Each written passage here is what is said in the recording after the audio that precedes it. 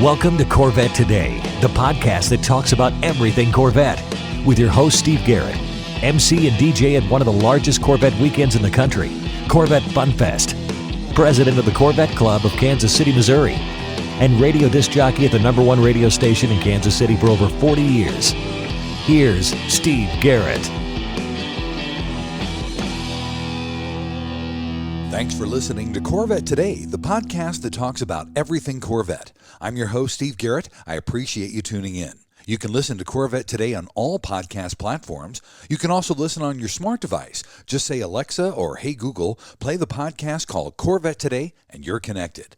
Also, visit the Corvette Today website. It's CorvetteTodayPodcast.com.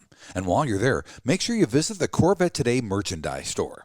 You can also sign up for Corvette Today emails, notifications, and updates at corvettetoday.ck.page. And don't forget, join the Corvette Today Facebook group. We have over 3,000 members, and I'd love to have you as a member as well.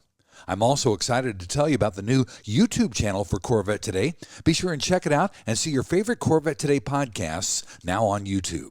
First, I'd like to thank our flagship sponsors of Corvette Today, AEROLARRI Wheels, a true forged wheel with over 20 unique design styles to choose from for your C8 and wide-body versions of the C7, C6, and C5 Corvette. It's an absurd value starting at only $19.88 for a set of 4 fully forged wheels. And use the promo code CT100 for Corvette Today 100 and get $100 off your purchase. Visit AEROLARRI.com. That's AEROLARRI.com and use the promo code CT100 for your $100 discount. Also, Corvette Fever magazine. Corvette Fever has been relaunched with an online and printed version. The online version has incredible interactivity with hidden photos and information, and the printed version is nothing like you've ever seen before, huge and glossy. Get your free online version at CorvetteFeverMag.com. You can also sign up for the printed version there as well. Corvette Fever magazine, come along for the ride. Also, MidEngineCorvetteForum.com, the forum that focuses on the new mid-engine C8 Corvette. Meet a lot of fellow Corvette enthusiasts like yourself at MidEngineCorvetteForum.com. Also, a shout out to CanadianCorvetteForum.com, welcoming Corvette owners from around the world. My guest on Corvette Today is steeped in Corvette racing history. As a matter of fact, he was part of Corvette Racing's first win in the year 2000. He's a race car driver, he's a journalist, he's also a member of the Corvette Hall of Fame. He is Mr. Andy Pilgrim. Andy, welcome to Corvette Today. Thanks so much, Steve. It's a pleasure to be here. I'm looking forward to it. This is going to be fantastic. Andy, let's start and talk about your early beginnings, because you were born in Nottingham, England. Talk about those early beginnings there in the UK, and what was the moment when you realized that you were a car guy? That's interesting. Well, I think Nottingham, England, let's say cold, wet, miserable, great education, lovely city, lovely people. I love going back there. So really enjoyed growing up there.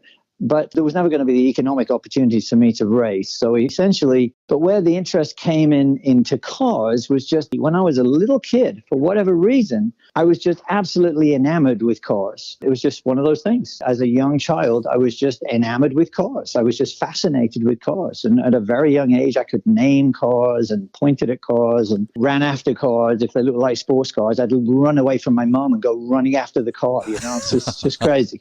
But I just had a tremendous interest in it. But there wasn't any kind of car interest in my family at all. They probably thought I was left at the hospital, wrong kid or something, you know. Right. So it was good. Yeah. Now, you won a lot of British titles in motorcycle racing. Talk about some of those achievements, Andy. Yeah, the way it works in England is you've got some sort of club championships. There are some very old clubs in England that have been around.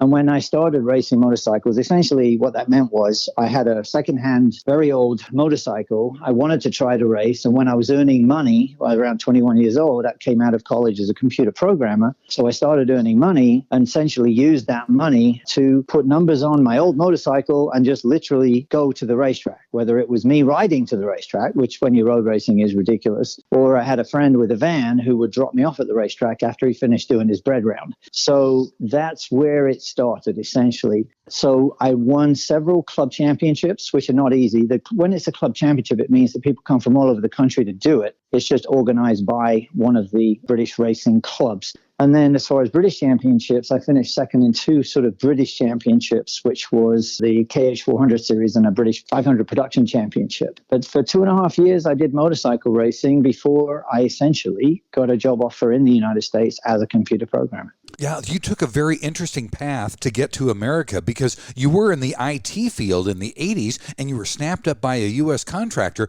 Talk about getting that first job in the United States with General Motors. Yeah, I was very lucky in the sense that when I first got my job in IT out of college, I was sort of more interested in sticking numbers on my motorcycle because I now had a paycheck and starting to race. Little did I know I was at one of the most intensive places you could work in IT at a place called Midland Household Stores.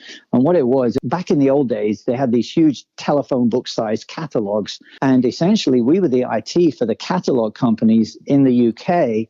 And we processed all these people. You could buy a pencil on hire purchase. And I'm not kidding. I mean, you could buy anything in these catalogs. They were massive. I was part of the credit scoring group. And that credit scoring group was actually working with an American company. And there was 8 of us in that group. And we were at the absolute cutting edge of credit scoring, which didn't exist. So I was one of the first people, one of the first programmers involved in the credit scoring systems in the world. And we were working with IBM. We had access to the British electoral roll, which we were the only, outside the government, we're the only company that had that. So we had this really cutting edge, and I was like the youngest kid, just come out of college, and I was the youngest one in the group. But after 2.5 years there, the guys were always looking for jobs, and the US at that time didn't have enough IT programmers, which actually it still doesn't. And I was looking for a job, sort of thought, well, might be really interesting. And I always wanted to come to the States and sort of to try and work here. And lo and behold, programming was the way to go. And I just didn't realize it when I got into programming that would be the case. But there you go. I got a job offer. I applied, got an offer, and came to the US. Now, I was a contractor. So essentially, I came over with ABC Company. An ABC Company then placed me at my first contract, which was, as you rightly said, Pontiac division in General Motors in Pontiac, Michigan. Yeah. And I was there for a year before I moved somewhere else. But it was always 1-year contracts or something like that. Oh, gotcha. Okay, now that did lead to your second contract job in El Paso, Texas. Yes, it did. Talk about that and how you kind of got into racing here in America. Yeah, the sales guy for the company I was working with was a marketing guy. He'd always come around to Pontiac and he says, "Oh, how you doing?" I said, "Well, you got any other jobs outside of Pontiac?" And he said, "Why?" I said, "Because it's freezing here." So it was honestly, and he said, "Okay, let me get back to you." And he said, "How about El Paso, Texas?" And I said, "Is it warm there?" He said, yeah, it's warm. You'll love it. So essentially, I got in my $500 Chevy Malibu Classic and basically started driving south and went from minus 40 degrees in February to 75 degrees in El Paso. I mean, I thought I'd got a job on the Riviera. I remember getting the phone plugged in and calling my mom and just saying, "Mom, I can see clear blue sky and it's 75 degrees outside. I'm in heaven." It's amazing. So that was El Paso, working for El Paso Natural Gas at the time, again, as a contractor. Yeah. Now, didn't that get you into racing down there in Texas then? It did in a very strange way. So again, racing's always been economics based, right? So I got into racing in England when I could afford it. And likewise, in 1983, when I was in El Paso, I still had my Chevy, but Volkswagen came out with, if you remember, the Rabbit GTI. Yes. And of course, every kid in Europe just ogled after a GTI in Europe, and they'd had it for a long time, but the US hadn't had it. Now, it was pretty much a milked down GTI. The one that came over here was only 90 horsepower. It was a little bit of a different GTI, but it was still a GTI, right? So I got one, and I was coming down I-10, which basically runs all the way through El Paso. And I was going past the Sila Vista Mall, which is right there on the east side of El Paso. And I looking to the right, and I saw this C3 Corvette at the time. It would be a C3 flying across this parking lot, at 60 miles an hour. And it was in cones, and I was like, what the heck is that?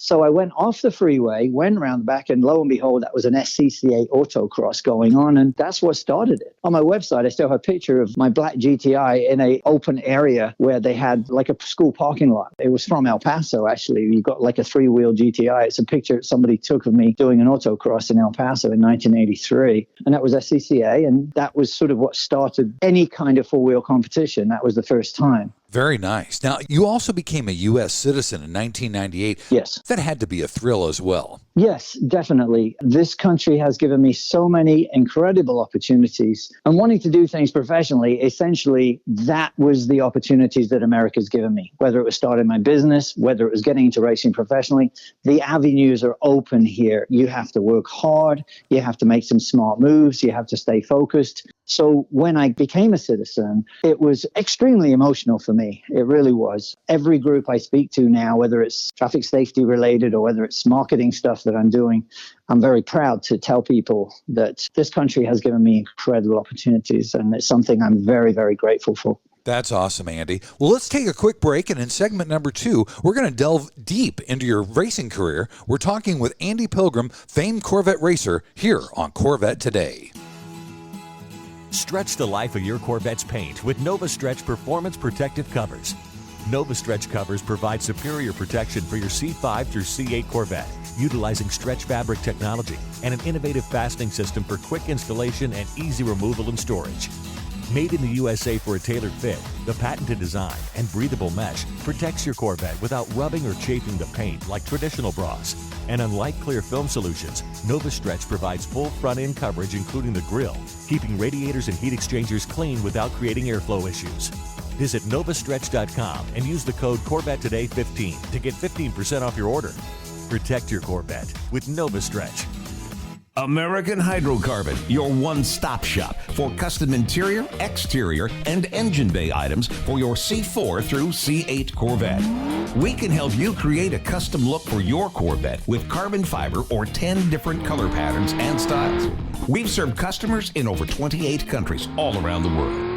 Whether it's a custom-made engine cover for your new C8 mid-engine Corvette or custom-made C4 interior upgrades, American Hydrocarbon can help you transform your Corvette into a best-in-class show car. Our products have been featured in Vette and Corvette magazines, so give us a call. 813-476-5638. That's 813-476-5638. And now we're proud to announce that we can produce and distribute officially licensed GM products with a C8 Corvette. That includes the front splitter, the side skirts, engine appearance panels, and engine fluid caps. See everything on our new updated website, AmericanHydrocarbon.com.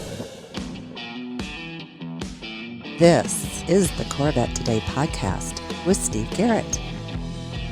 Hey, thanks for listening to Corvette Today, the podcast that talks about everything Corvette. I'm your host, Steve Garrett. With us today is famed Corvette racer Andy Pilgrim. In this second segment, we're going to talk about Andy's racing career. Andy, you started over 456 races in your career. You've won 80 races in 37 seasons and 5 championships with over 202 podium finishes. You've had 400 top 10 finishes, which is over 90% of your races, and you finished in the top 10. Talk about some of the highlights in your racing career. Well, Steve, you've definitely done your homework. Amazing. I don't think I knew those numbers. It's certainly not off the top of my head. Incredible. Gosh, so many high points, Steve. Your first win, your first podium in pro racing, which was in the Renault Cup Series in 1984, which was my first year racing, because as I think I mentioned in the first segment, there was no way I was just going to run for trophies. I couldn't afford to do that, and I just wanted to see if I was going to be any good and push it all the way to the limit. So that was my first podium. My first pro win was the Pontiac Trans Am in the Firestone Firehawk Series, which was very memorable. That was at Sears Point Raceway, a real driver's track, so that was kind of cool to win at Sears in 86. First championship, of course, is memorable. 1995, again, that was actually with Pontiac in the Speed Vision Cup Series. It sort of goes on from there. Factory-related rides with Porsche and BMW in factory-linked teams, and then a full factory ride, of course, in the Corvette program. I mean, so many opportunities. And then Cadillac's factory program. Last but not least, Chevrolet Camaro program in 2018. To have a factory contract when you're in your 60s is quite ridiculous, actually. My hat is off to you, my friend. My hat is off to you. Now, Andy, you've also raced in the Corvette Racing Series back in the late 80s and the early 90s. Mm-hmm. Talk about when you joined Corvette Racing in 1999, and also talk about your famous race partners. Yes, the Corvette Challenge Series was spectacular. It's such a shame it only lasted 2 years going back there. That was an amazing series. We could talk for hours on that alone. I love the fact that I was part of that series, had some great races and met some superb famous, Johnny Rutherford, people like that. How on earth could I race against Johnny Rutherford in anything other than a Corvette series? The man was an IndyCar legend and a lovely guy, by the way, lovely guy as well. But going into Corvette racing, that opportunity sort of came about. Doug Feehan, who has been the legendary team manager for Corvette Racing until very, very recently, all the way through, he gave me a call. I was driving with Porsche-related teams at the time. This was in 1998. And he asked me whether I'd be interested in being considered for a Corvette racing program that was just getting started. He said the opportunity for 1999 would be 3 races only. I was obviously like, hell yes, please. So, it was like, please consider me. I tested the car first in 1998 in November at Road Atlanta, I remember. Many of the guys were there. The Ron Fellows, Chris Neifel, John Heinrichsey, I think Scott Sharp and others. Everybody was sort of getting in there or being tested and things like that. And I was luckily one of the people that managed to get into the team for 1999 when they started. Ron and Chris Neifel did a full season in one of the cars. The other guys like John Heinrichsey, Kelly Collins, Scott Sharp, and myself, we would add in, and I think John Paul Jr. as well, actually, we would add in for the longer races. Essentially, that's how the program started in 1999. Lo and behold, 21 years later, it's still going strong. Absolutely right. And you also raced with Dale Earnhardt Sr. and Jr., as well as Kelly Collins. Yes, Kelly was my regular teammate. In 2000, there was a pass that I made in Petit Le Mans, which was in Corvette folklore has become called the Pilgrim Pass. That pass got noticed by Dale Earnhardt. It ended up being the pass of the week on RPM Tonight. And he actually contacted me and congratulated me, if you can believe, on that pass and said, basically, that pass is exactly why I want you to be my teammate for next year's Rolex 24 Hours. Of course, I had never been contacted by Dale Earnhardt. I had no idea there was any thought or contact or anything about the possibility of this 24-hour race with the Earnhardts at that point. So I was incredibly excited and immediately told by the team manager, yeah, well, you can't say anything. Oh, my gosh. So it was like, we're going to announce it in about 2.5 weeks, and we're going to Mooresville, North Carolina, and the whole thing, and it's going to be you, Dale Jr., and Dale. We went over there. We had a great time. And so many stories from that first day when I met the guy. Incredible. A lot of fun. Great guy. Very humble, actually. And funny, fun, mischievous, and just enjoying life to the full. We had a great time there. It began the process. The first test we had at Sebring, that's when I suggested to Dale that Kelly Collins would be a good addition. And he said, well, let me think about it. And then Kelly came to the test. They'd never run in the wet much. And so luckily, Dale met Kelly. And of course, he thought Kelly was great. And Kelly came in as the 4th driver. So a small point there that people have the clean cars. The clean cars were done early on in this sort of program, and they only had 3 names on them. Huh. But when the dirty car came out after the race, it had all 4 names on it because that wasn't a mistake. It was because at that time, Kelly wasn't in there, but he was added on later, which is why you don't see Kelly's name on the clean models that came out of the Corvette. Piece of trivia there for people that might be listening. Very interesting. But so many memories from those guys. They were both wonderful. Both did really well. The biggest thing for them was braking. They were just blown away by how late you could brake for the bus stop at Daytona, how late you could brake on the infield for any of the International Horseshoe or any of that stuff. It was just so different from the NASCAR. And having done a little tiny bit of NASCAR, I understand why. Essentially, the NASCAR cars weigh 3,500 pounds and they don't have big brakes. Right. And the tires are made for taking incredible amounts of punishment on the banking, and they're not super grippy. They're made to last with a very, very heavy car at 200 miles an hour. And we don't have that in road racing in the same way because the cars are much lighter and all the rest of it. But once they got used to the brakes, they were both super quick. But as it turned out in the race, there was a tremendous amount of rain, and it was really, really good that we had Kelly there as the 4th driver because Kelly Kelly and I did quite a bit of rain driving, and Junior really had very little experience, and he was able to do what he needed to do, but it was great to have Kelly there. Very cool. Now, you also raced at the 24 Hours of Le Mans with Corvette Racing and Porsche. As a matter of fact, you had 5 podium finishes. Talk about that, because I'm sure racing at Le Mans had to be one of the highlights of your career. 100%. Le Mans is a very special place. I never dreamed that I would actually end up racing there one day. 1996, it came about. There was a team being put together, and I got an opportunity to run with a New Zealand team called the New Hardware Team. And there were 2 Porsche 911 turbos, and we had the team did well. We got second place for one car, and we got 4th place in class, very competitive in those races. And then in 97, I ran with a different team, the Rook Racing team, and we ended up coming second that year. And that gave me some experience at Le Mans, which I think was instrumental, or certainly one of the factors in me getting the call from Corvette, the fact that I'd actually been to Le Mans. And in 97, I actually qualified on the class pole in pre-qualifying, which was pretty amazing as well. Just an amazing opportunity for them to ask me to qualify, and then I ended up on the pole pre-qualifying, which was a big thing back then, which was pretty cool. Very cool. Yeah, so it was definitely an advantage, and I didn't win Le Mans. It's the only major that I haven't won, like Rolex, 12 Hours of Sebring, and Petite are the other 3 are sports car majors, kind of like golf majors, if you like. But being on that podium is just so special, because you're so far above the front straightaway, and at the end of the race, there's 150,000 people on the front straightaway, because at Le Mans, there's like close to 350,000 people, and most of them are on the front straightaway, and they allow them onto the track after the race. So it's so many wonderful memories of that race. It's incredible. And on the Friday, there's a parade where all the drivers get to go on old cars, and you go through the town. And again, hundreds of thousands of people in the town for the parade group. And it's incredible stuff. They do love their racing in Le Mans, France, that's for sure. Absolutely. Andy, talk about this. I know that you raced with Dale Sr. and Kelly Collins at the 24 Hours of Daytona, and you won that race 3 times. And then after Daytona, Dale Sr. promised to get you into NASCAR. Talk about your racing with Dale Jr. and Dale Sr. and getting into NASCAR. Yeah, racing with them, Dale and I had become buddies. Over the 4 months, we'd become friends. He would call me up and say, "Hey, Andy, what kind of mopeds should I buy for my boat?"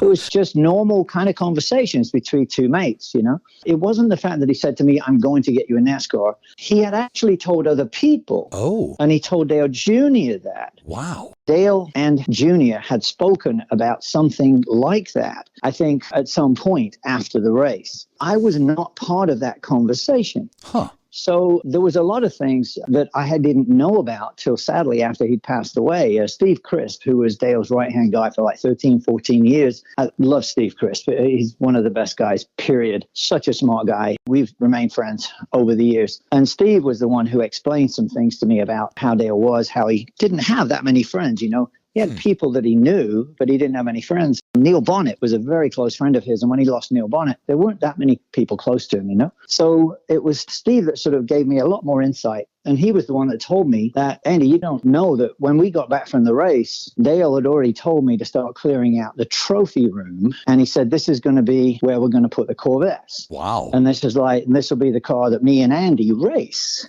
And Steve's like saying, so Dale is going to retire from NASCAR, but he wanted to go sports car racing. And supposedly he'd asked Teresa to say, "Hey, is it all right if I go racing with Andy?"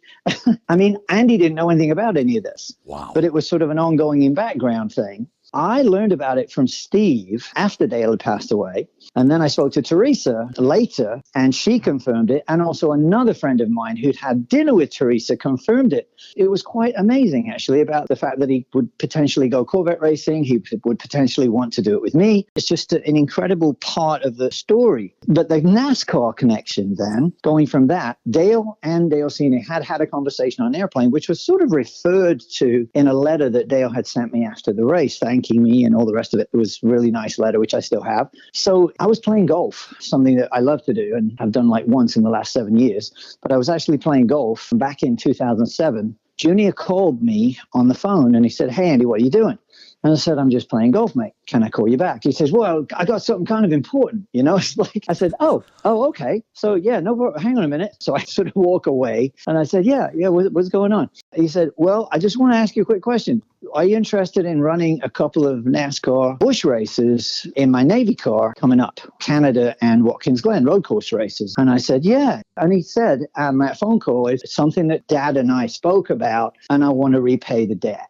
Wow. And I was like, oh, okay. And that was it. Then, of course, that ruined my golf game, which didn't take much ruining anyway.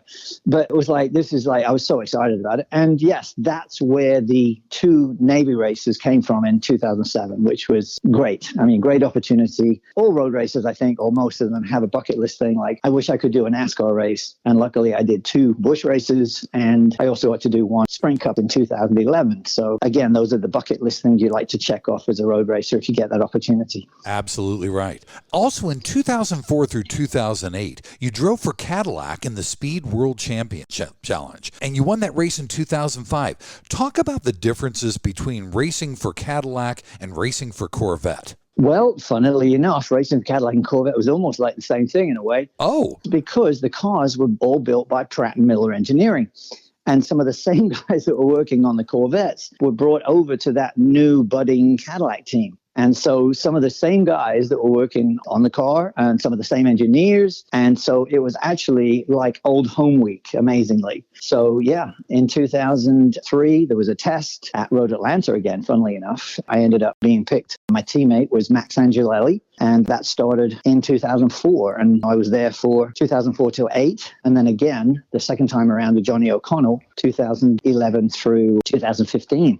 Fantastic opportunity. Another factory program with GM Racing. Also in 2009 and 2010, you drove for K-Pax Racing. You moved back to Cadillac from 2011 to 2015. What races did you do for K-Pax? And then what races did you do when you returned to Cadillac? So Cadillac had always been in this World Challenge Series, which was essentially the premium production-based GT series in America at the time, which has now become the SRO Championship, which along with WeatherTech are looked at as the premium GT series in the US. Of course, WeatherTech also has prototypes, but they're the 2 premier series. So essentially, Cadillac wanted to be in the premier GT championship.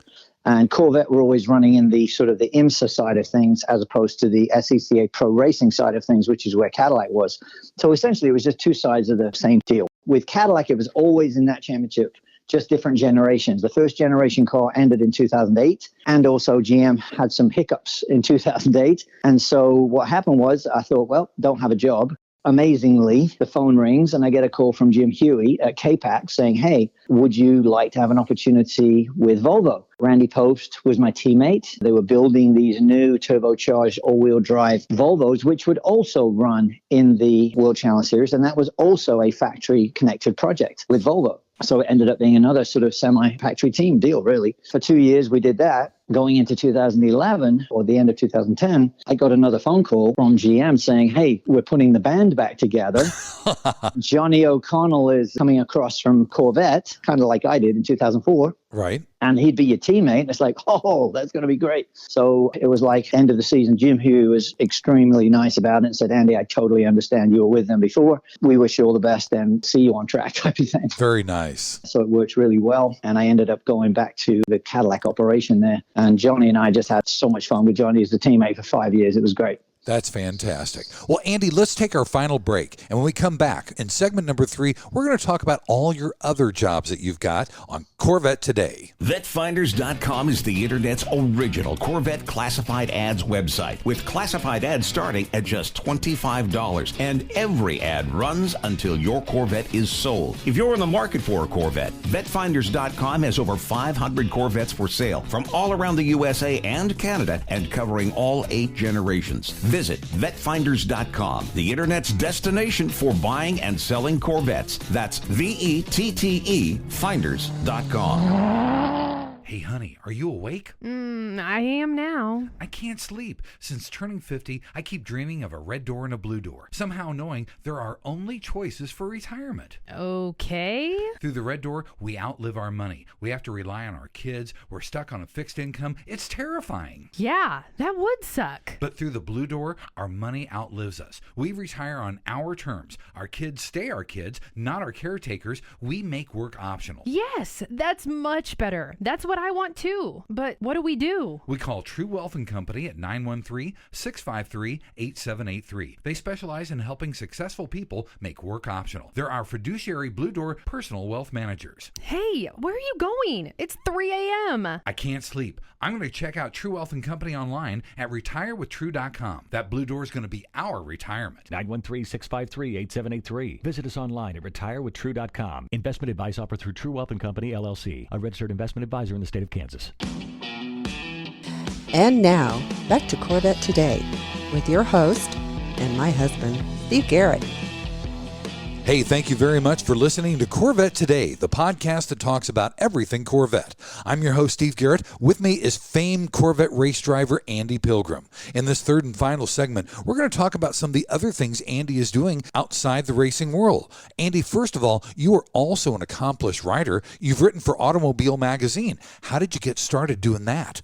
Thanks to a guy called Mac Morrison. Mac was with Auto Week. He and I got together, over 20 years ago now, doing some Cadillac stuff. He was at a place in Michigan called Gingerman Raceway, which you may or may not know of. And we were just doing some testing there. And Mac was there as a journalist. I was there as a test driver. And Mac and I got chatting, and we sort of became buddies and became a bit friendly with that stuff. Lo and behold, a year or two down the road, it was like, hey, Andy, we're going to test a Z06 Corvette at the racetrack. Are you interested in coming to doing some stuff for us? And you can do the testing. And then also we did some testing with a Camaro and a GT3 and other things. So it became one of those things, that relationship with Mac on a work basis and having fun with Mac at some of these trips. When he moved to Automobile Magazine, then he said, hey, we might need someone to do some writing, and also we can do some other stuff. And that's where essentially that came from. So for 6 years, since 2015, I think was my first writing assignment for Automobile. And the last one was last year in 2020 when Automobile basically shut down the print magazine. Right. But I'd also done some vehicle review videos for them, which I set up called, there's a thing called Pro Racers Take Series,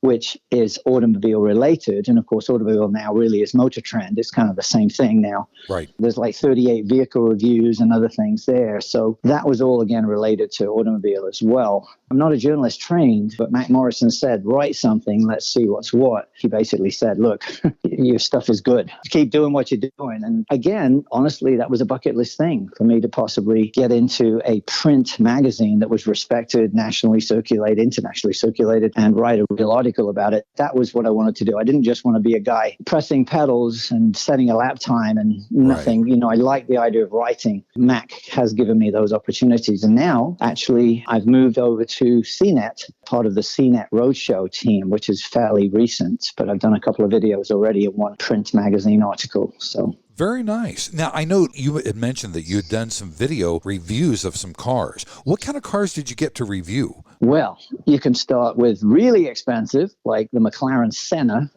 and you can end up at the other end of the spectrum with one of the most beautifully designed small cars, in my humble opinion, the Mazda 3. And so we've got from the sublime to the ridiculous pretty much in that series. So super fast to super fun. Now, you also have your own company, Andy. It's called the Traffic Safety Education Foundation. Yes. Talk about the foundation. The foundation came about with my interest in trying to give back. I had been very fortunate coming over to this country to be able to start up a little business in 1989 with very little money. And it took off like a single-engine Cessna dragging an elephant over the first 2 years, but it finally took off, and that business kept going for quite a while. When that business was going quite well and racing was going well, it was time to give back. So in the mid-90s, I started to think about traffic safety as a potential way to go.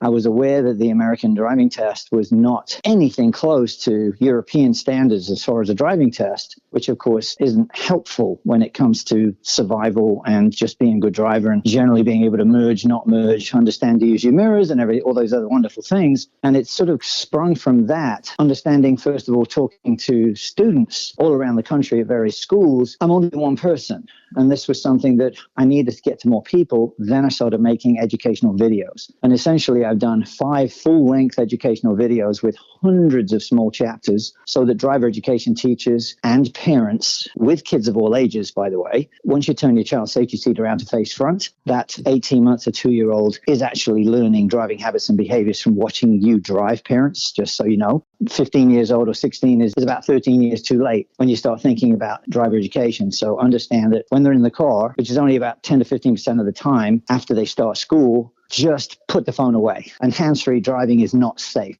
Very true. Also, you were inducted into the Corvette Hall of Fame in 2012. That had to be a huge thrill. Yes, Corvette Hall of Fame was fantastic, unexpected, and just a wonderful thing because the Corvette program has been such a great program. Just the idea of getting that kind of recognition. My mum actually was quite funny. When I told her in 2012, she said, "Well, that's really nice, dear. I thought normally when you got inducted into those kinds of things, you had to be dead." She's a typical English person. So it was quite funny, but it's a great honor. It is a great honor. Corvette was one of the first sports cars that I was aware of outside British type cars when I was young. The Corvette is just so internationally known. And then to be in the Corvette Hall of Fame is a superb honor. It's great. It's great fun. Definitely. And you live in Bowling Green, Kentucky now. Talk about the association you have with the National Corvette Museum and the NCM Motorsports Park. Essentially 3.5 years ago now, I was in the middle of selling my IT company, which at that point was 29 years old, and I was ready. And I was based always in South Florida. My foundation was growing. I could do the journalistic stuff from anywhere. I could do the race driving stuff from anywhere. I had some interest from 2 locations, one in Oregon and one in California on the West Coast, to base my foundation there because they could do more community service with it. And they understood that I was nationally doing things for traffic safety. So that was sort of going forwards. Somebody at the Corvette Museum heard about this. The president heard about it from a board member, said, "Hey, Andy Pilgrim's moving, blah, blah, blah. Why, if he's doing this, if he can do this on the West Coast, maybe we should ask him if he wants to do it in Bowling Green." Long story short, 4 months of negotiation later, I end up being a consultant here to help wherever they want me to help, essentially. I do traffic safety education stuff from the Motorsports Park, which my foundation has to pay for. But the point is it gives me a facility. It gives me classrooms that I can rent, gives me a paddock area that I can rent. So I do the traffic safety work there. And also I can do whatever else I need to do. And that's it. Essentially, I said, yep, let's make a deal. And I've been here 3 years. They just extended the contract for another 3 years. And that's how essentially I got to Bowling Green. Very nice. I can do everything else from here. Yeah. And it's been great. It's been great. It's been really nice. Great people. Very nice. Andy, you also have your own website. Talk about the URL and what people will find on the website and how someone can get in touch with you. You can always get in touch with me through the website. I am on social media. I won't say I'm active every day on social media because I'm just, honestly, it's just too busy. I'm there to sort of inform certain things when things happen if I can, but I'm on social media as well. If you go to either of the websites, there's andypilgrim.com, which is racing related, but the main one that gets used the most, certainly because of the foundation work, is TSEF.org. And the TSEF essentially stands for Traffic Safety Education Foundation.org. You can get there through the whole thing, Traffic Safety Education Foundation.org or TSEF.org. Either one gets to the foundation, and you can get to me through the andypilgrim.com or through the foundation website. It's easy enough to do. Very nice. Andy, thank you so much for being my guest on Corvette Today. The stories were absolutely fantastic. We have to have you back on the show, and we'll talk more about some of the Corvette racing stories. Steve, it's been my pleasure. Thank you so much for having me. It's great to be part of your very long list of legend people there. I'm very honored. Thank you. Thanks for listening to Corvette Today, and please be sure to tell your family, friends, and other Corvette enthusiasts about the Corvette Today podcast. And also thanks to our flagship sponsors, American Hydrocarbon at AmericanHydrocarbon.com, True Wealth & Company at RetireWithTrue.com. Also, AEROLARRI Wheels, get $100 off your purchase with the promo code CT100 at AEROLARRI.com. Also, Nova Stretch bras. Use the code Corvette Today 15 and get 15% off your total purchase at novastretch.com. You've been listening to Corvette Today with Steve Garrett. If you'd like to contact Steve with any thoughts on the podcast or ideas for guests on Corvette Today, you can email him at stevegarrettdj@gmail.com. That's stevegarrettdj@gmail.com. Garrett has 2 R's and 2 T's. Or connect with Steve on social media on Facebook, Twitter, or Instagram using @SteveGarrettDJ. Thanks again for listening to Corvette Today.